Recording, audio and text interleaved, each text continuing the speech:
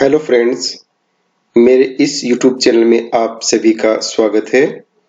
आज हम डिस्कस करेंगे spatial pattern and distribution of urban centres अर्थात नगरों के प्रकार के बारे में।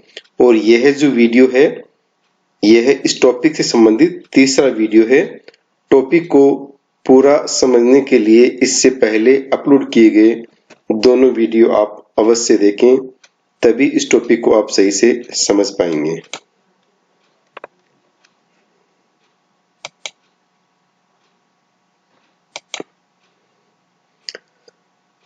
यहाँ हम जो हमारा तीसरा बिंदु है, आकार विस्तार समूहन के आधार पर नगरों का जो वर्गीकरण है उसका हम अध्ययन करेंगे।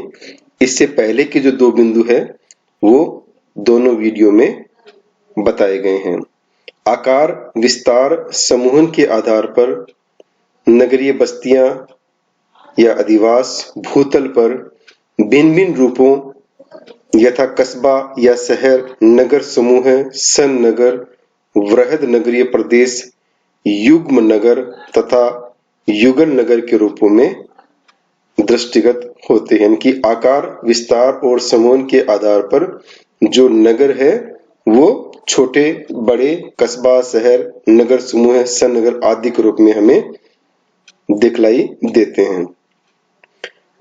नगर के भिन्न भिन्न रूप नगरीय भूगोल की आधारभूत अवधारणाएं हैं। यानी कि जो नगरों के जो अलग अलग रूप है, छोटा या बड़ा, ये नगरीय भूगोल की जो बेसिक जो अवधारणा इसको माना जाता है।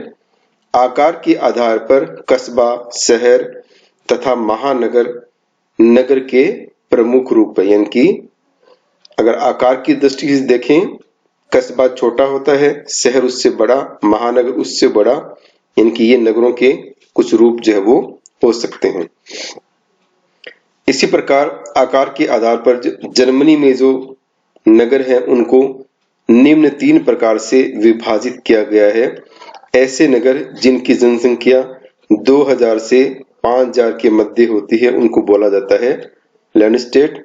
और इसी प्रकार से जिनकी जनसंख्या 20,000 से 1 लाख तक होती है उनको बोला जाता है क्लेइंस्टेड। और 1 लाख से ऊपर वाली जो नगरीय बस्ती है या जो नगर है उनको बोला जाता है ग्रोसस्टेट।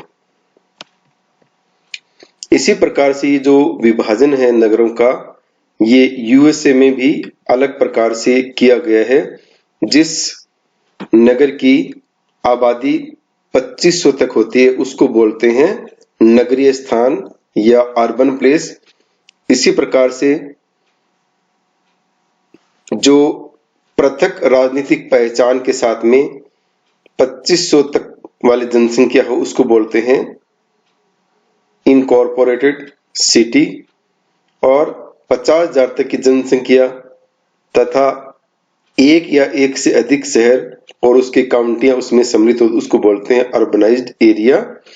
और इसी प्रकार से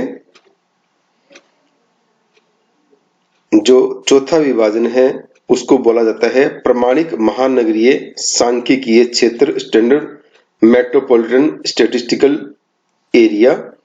इसके अंतर्गत 2 या 2 से अधिक नगरीय क्षेत्र के मिलने से इसका जो ये नाम है ये किया जाता है।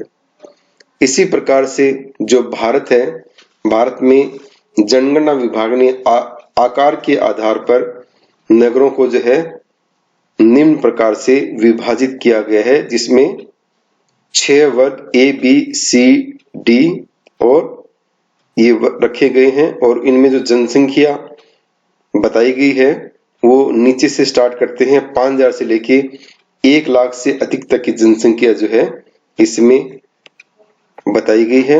यहाँ इस टेबल में आप इसको समझ सकते हैं कि एक वर्ग में कितनी जनसंख्या बताई गई है, बी में कितनी है, सी में कितनी है, डी में कितनी है, ई में कितनी है और षष्ठम वर्ग में कितनी है। और ये जो वर्गीकरण है ये 2001 की जनगणना के आधार पर बताया गया है। इसी प्रकार से अगला इसी में बिंदु है भौगोलिक नगरीय प्रदेश। इसको भी निम्न प्रकार से विभाजित किया गया है। इसमें सबसे पहला बिंदु है महानगरीय क्षेत्र या नगरीय समूह है। इसके अंतर्गत एक या अधिक बड़े शहरों और प्रत्यक्ष रूप से उनसे मिले हुए नगरों एवं उपांतों को मिलाकर बनी हुई संपूर्ण नगरीय इकाई या फैलाव को महानगरीय क्षेत्र कहा जाता है। इनकी एक शहर या उसके आसपास के जो सब अर्बन एरिया है उनको अगर मिला दे सबको तो उसको बोला जाता है नगरीय जन समूह या महानगरीय क्षेत्र। इसी प्रकार से दूसरा बिंदु है सन नगर या कॉन्युर्बेशन का। इसमें गार्नर एवं चेबोट के अनुसार सन नगर एक ऐसा नगरीय प्रदेश है जिसमें भिन्न भिन्न नगर और नगरीय क्षेत्र अपना पृथक अस्तित्व रखते हुए भी एक बड़े समूह का निर्माण करती है। यानी कि इनका जो अस्तित्व है ये अलग अलग होता है लेकिन ये एक बहुत बड़े नगरीय समूह के रूप में अपनी पहचान अलग से बनाते हैं। इसके बारे में एक अलग से वीडियो भी बनाया गया है, उसको आप अगर देखना चाहें तो मेरे इस चैनल में आप देख सकते हैं। तीसरा इसी में है मेगालोपोलिस या वृहद नगरीय प्रदेश। क्षेत्र नगरीय प्रभावों के फल स्वरूप लगभग एक इकाई का रूप धारण कर लेता है। मेगालोपोलिस अनेक छोटे बड़े नगरों या नगरीय क्षेत्रों से बना हुआ एक वृहत्तम नगरीय प्रदेश है। यानी कि ये जो मेगालोपोलिस है ये एक बहुत बड़ा नगरीय प्रदेश या क्षेत्र होता है जिसमें बहुत सारे महानगर जो है मिलके इस नगरीय प्रदेश का जो निर्माण है वो करते हैं। चौथा बिंदु है आकार प्रतिरूपों एवं बाह्य आकृतियों के आधार पर, इनकी जो नगरों की जो आकारिकी है वो किस प्रकार की है और उसकी जो बाह्य आकृति किस प्रकार से दिखलाई देती है उसके आधार पर यहाँ पर वर्गीकरण किया गया है। इसमें पहला बिंदु है आंतरिक नगरीय योजना की नगरों की जो आंतरिक नगरीय योजना जो है वो किस प्रकार से है।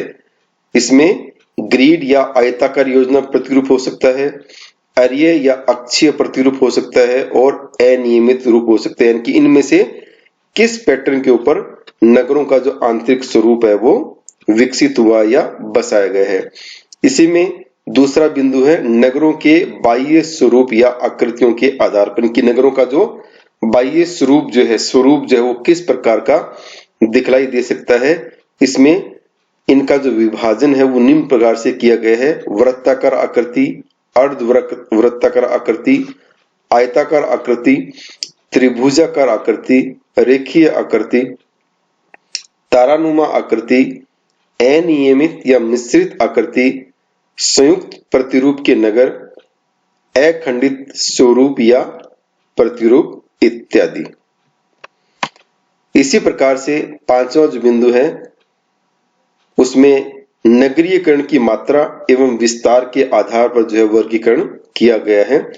इसको निम्न प्रकार से विभाजित किया गया है: वृहद नगरीय प्रदेश, महानगर, वृहद प्रादेशिक नगर, उप प्रदेशीय वृहद शहर, औसत शहर, छोटा शहर, बड़ा कस्बा, औसत कस्बा, छोटा कस्बा। यहाँ पर ये जो पांचवा बिंदु है इसमें ये बताने का प्रयास किया है कि नगर का जो आकार है, साइज है, उसकी जनसंख्या है वो कितनी है और जैसे जैसे नगर का आकार, जनसंख्या बढ़ेगा वैसे वैसे उसका जो नामकरण है वो भी चेंज होता जाएगा। इसी क्रम में छठा बिंदु है प्रशासकीय एवं राजनीतिक स्तर के आधार पर वर्गीकरण कि नगरों का हम प्रशासनिक रूप से या राजनीतिक रूप से भी वर्गीकरण जो है वो कर सकते हैं। जैसे पहला है नगर निगम नगर, दूसरा है नगर परिषद नगर, तीसरा है नगर पालिका नगर, चौथा है टाउन एरिया नगर, पांचवा है नोटिफाइड एरिया नगर और छठा है छावनी नगर। और इसी में जो प्रशासनिक मुख्यालय हैं उसके आधार पर भी वर्गीकरण जो है वो अपन कर सकते हैं। जैसे राष्ट्रीय राजधानी नगर, फॉर एग्जांपल भारत की जो राष्ट्रीय राजधानी है नई दिल्ली। इसी प्रकार से प्रांतीय राजधानी नगर जैसे राजस्थान है, राजस्थान की जो राजधानी है वो जयपुर है। इसी प्रकार से जिला मुख्यालय, तहसील मुख्यालय, यानी कि इस प्रकार से इनका जो प्रशासनिक मुख्यालय के आधार पर भी नगरों का जो वर्गीकरण है वो किया जा सकता है। 7वां है नगरों का कार्यात्मक वर्गीकरण। कोई भी नगर पूर्णतः एक ही कार्य नहीं करते, यानी कि नगरों में जो कार्य किए जाते हैं या सेवाएं दी जाती है वो एक प्रकार की नहीं होती है, बल्कि उसमें बहुत सारी विविधताएं देखने को मिलती हैं। नगर में संपन्न होने वाले कुछ कार्य अधिक महत्वपूर्ण होते हैं तथा कुछ काम तो ऐसे होते हैं जो बहुत ही महत्वपूर्ण होते हैं और कुछ ऐसे होते हैं जो कम महत्व वाले होते हैं।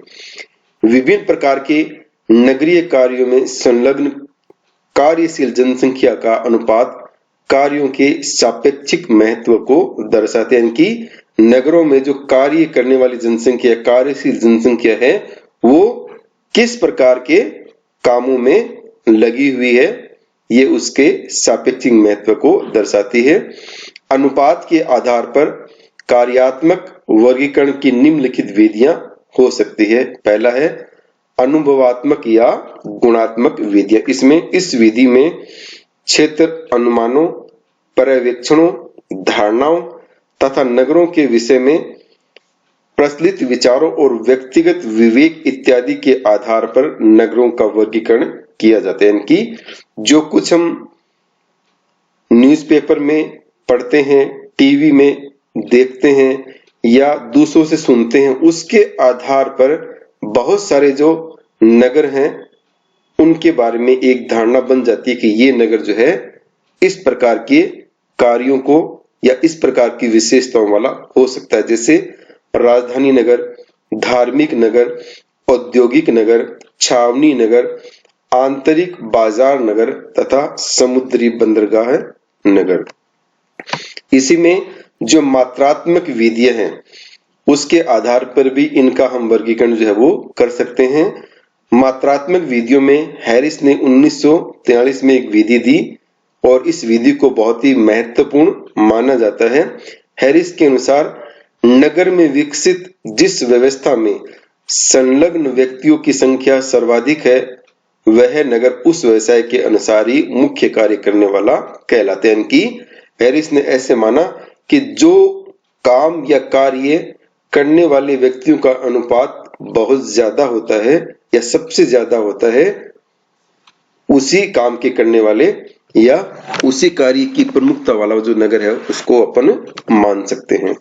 हैरिस ने अमेरिका के नगरों को 9 वर्गों में विभाजित किया, जैसे वस्तु निर्माण उद्योग शहर, फुटकर व्यापार केंद्र, थोक व्यापार केंद्र, मिश्रित शहर, यातायात केंद्र, खनन केंद्र, विश्वविद्यालय, रिजोर्ट तथा अवकाश और अन्य में विभाजित किया गया। यानी कि इस प्रकार से जो हैरिस है उन्होंने अमेरिका के नगरों को 9 वर्गों में विभाजित किया।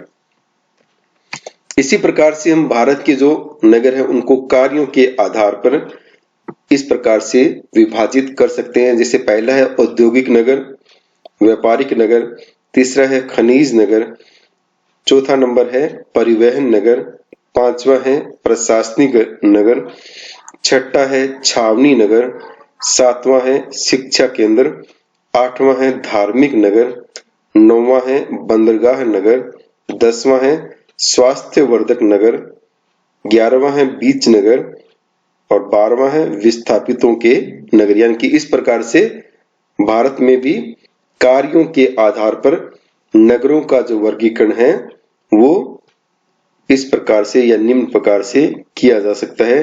तो इस प्रकार से हमने ये जो टॉपिक है इसमें नगरों का अलग अलग तत्वों के आधार पर वर्गीकरण किया कि किस प्रकार से नगरों को कार्यों के आधार पर या उनकी जनसंख्या के आधार पर या उनके साइज के आधार पर अलग अलग किस प्रकार से हम विभाजित करते हैं।